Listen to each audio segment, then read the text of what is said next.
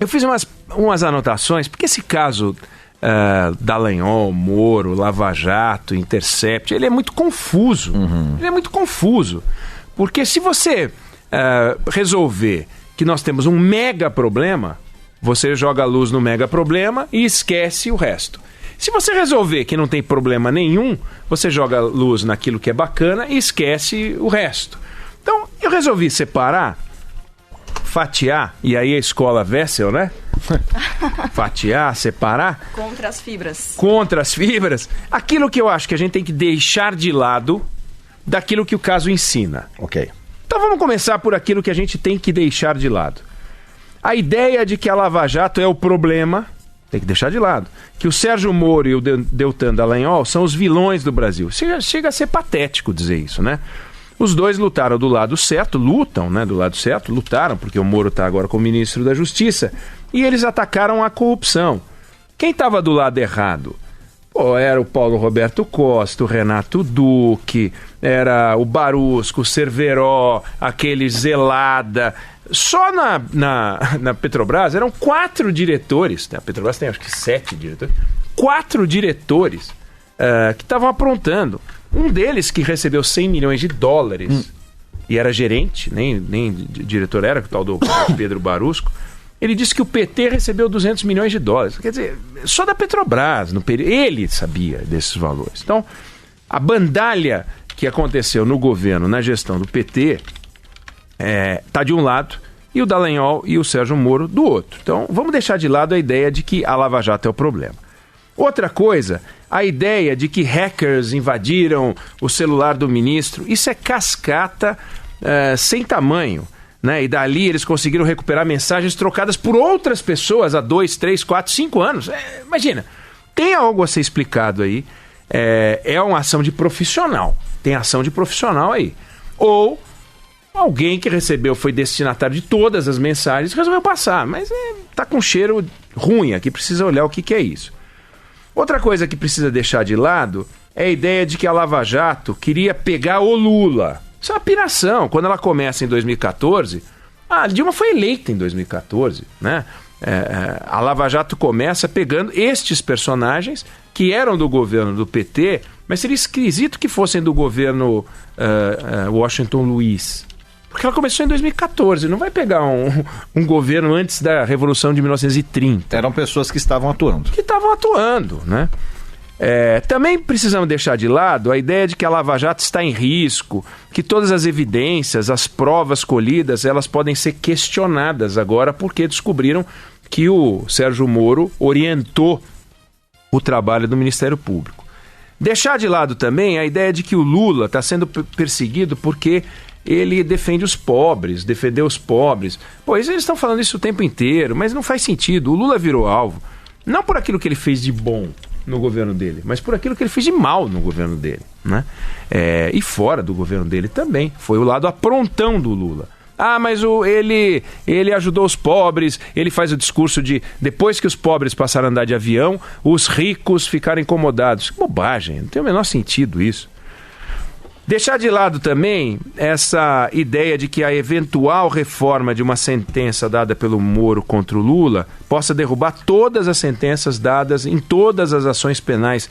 Esquece, tem um monte de ação penal contra o Lula, tem um monte de investigação, e a última ação penal, que foi a do sítio, não foi dada pelo Sérgio Moro, foi dada pela Gabriela Hart. Deixar de lado também a ideia de que a Lava Jato é uma operação que vai ser lembrada pelos seus erros e não pelos seus acertos. É óbvio que acertou muito mais do que errou, não tem comparação. E, finalmente, deixar de lado também a ideia de que a Lava Jato centrou seu trabalho sobre inocentes e não sobre culpados, né? É uma bobagem. Ela identificou, denunciou, sentenciou, condenou culpados. Os inocentes ficaram de fora. Não é verdade isso. Ok, isso é o que a gente tem que deixar de lado. Agora, tem coisas que esse caso ensina e a gente deve observar até para melhorar a investigação daqui para frente, nesta operação, em outras operações, para refinar o Estado brasileiro. É importante. Primeiro, o Estado precisa agir de forma 100% legal. Se as leis limitam a capacidade de ação, mudem-se as leis.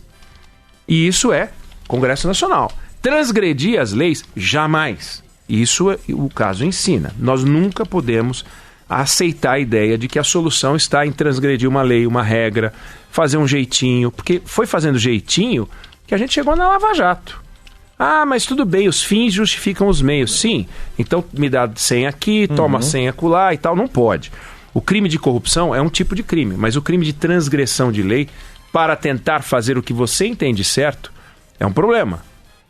O caso ensina também que o Estado tem duas estruturas separadas, o Ministério Público e o Poder Judiciário, e eles trabalham no mesmo caso, mas fazem coisas diferentes. O Ministério Público é a parte, ele é o advogado da sociedade como o advogado da defesa, né?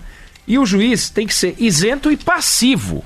Isento e passivo, ele recebe o processo e, com base nos autos, toma uma decisão.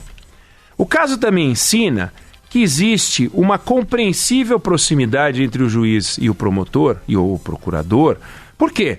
Porque o procurador quer prender os corruptos quando está pesquisando, investigando o caso de corrupção.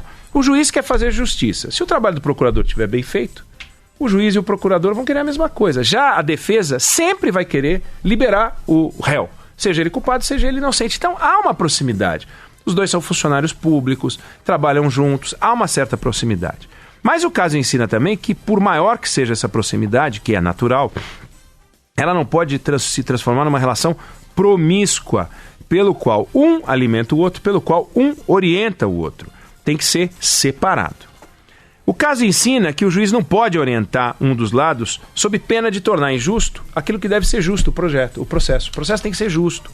A hora que ele orienta, ele torna o processo injusto. Vem cá, você está escrevendo um texto, o ouvinte está preparando um texto, um trabalho. Quando ele dá uma sugestão para alguém e ele reconhece o trecho que ele sugeriu, ele tem uma certa gratificação.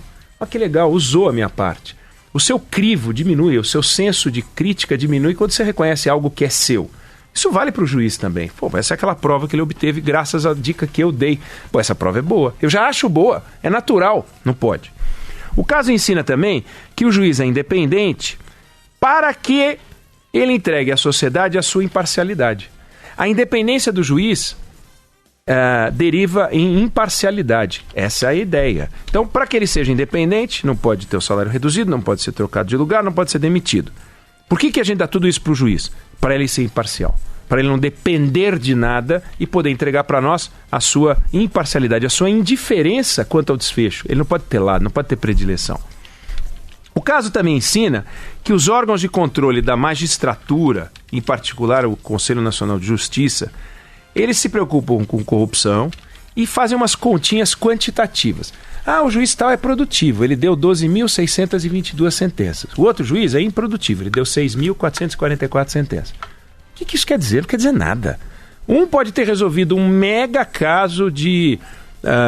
sei lá, imagina assim, uma mancha de óleo enorme, um derramamento de óleo monstruoso da Petrobras e que ele ficou meses tratando e ele conseguiu um caso desse. O outro, um monte de porcariazinha. Para eles é tudo número. Então, qualitativamente, eles não querem saber. Se o sujeito está trabalhando direito, não está trabalhando direito, olha, o fato é, procuradores no Conselho Nacional do Ministério Público e magistrados no Conselho Nacional de Justiça fazem o que bem entendem. Agora saiu a notícia, o Conselho Nacional do Ministério Público vai investigar esse caso. Claro que vai investigar esse caso, é uma obrigação investigar. Não é bobagem. Burocracia. O caso ensina também que o combate à corrupção significa isolar o corrupto, retirá-lo do seu meio, tomar as providências contra o corrupto e jamais destruir as organizações aonde trabalham os corruptos, a não ser que aquilo seja realmente uma organização criminosa. Você encontra um juiz corrupto, você não acaba com o poder judiciário ou com o tribunal onde ele trabalha, você implode aquele negócio, esvazia aquilo, gera desemprego, desorganiza tudo. Não, tira o cara de lá e prende, tira o cara de lá e demite. Hoje no Brasil essa vagabundagem, só demite, né? Não prende nada, no caso de juiz. Então, não pode destruir como eles destruíram, e eles destruíram. Eles decidiram que as empresas eram organizações criminosas, esqueceram que as empresas foram tomadas por organizações criminosas, que os cérebros dessas organizações deveriam ser afastados e mantidos os funcionários e as empresas funcionando e tal. E por último, O caso ensina também que o Ministério Público e o Poder Judiciário precisam de uma legislação específica que cobre responsabilidade deles por seus atos. A gente está falando de um tipo de ato aqui, que é essa relação inadequada entre o juiz e o procurador, mas a gente tem uma relação inadequada entre o juiz e o procurador, fazendo dobradinha, com ações civis públicas que viram liminares para tudo que os governantes fazem. Isso precisa acabar. Não dá para existir um governo paralelo, um governo dentro do governo, como se os integrantes do Ministério Público fossem mais brasileiros, mais patrióticos, mais honestos do que os governantes. Aliás, há vários políticos egressos do Poder Judiciário e egressos do Ministério Público se tornam então corruptos. Então não é a genética, é isso? Eles não eram geneticamente honestos, então, posto que saíram do mesma maquininha de honestidade. A maior distorção da Constituição de 1988, além de constitucionalizar tudo, foi criar um monstrengo que tudo pode, não tem limites e não responde por seus atos. Por que um governante responde por seus atos e um integrante do Ministério Público não responde por seus atos? Ah, não, mas como não responde? Se ele fizer uma coisa inadequada, ele responde. Bom, mas o conceito de inadequado para eles não é o conceito de inadequado para um governante. O governante toma uma medida, nem esperam tomar, entram com uma ação civil e depois conseguem uma liminar nessa dobradinha nefasta que acontece hoje para tudo. Não estou falando da Lava Jato. Então, com eles não acontece nada. Eles não têm... Daí aquela coisa da produtividade. Vem cá, você entrou com ação civil pública, o que tem por trás? Nada? Tem que pagar por isso, tem que ter punição. Não dá para o cara ficar abrindo ação civil pública. Ele não condena depois, perde lá na frente e vai responsabilizar o quê? É a máquina que protege os governantes ou é a sua incapacidade de separar o joio do trigo e só entrar no joio preservando o trigo? Então essa lista aqui, ela é uma lista extensa, mas ela mostra que nem a Lava Jato ela é um problema, mas há problemas que ela revela nessa organização do Estado. E é em cima dessa organização do Estado que o Congresso Nacional tem que trabalhar. Essa história de priorizar mais medidas contra a corrupção, pacote anticrime, a legislação de crime está aí. Nós precisamos organizar e dar funcionalidade ao Estado, seja na educação, seja na saúde, mas nesse campo, o Ministério Público, principalmente, e Poder Judiciário.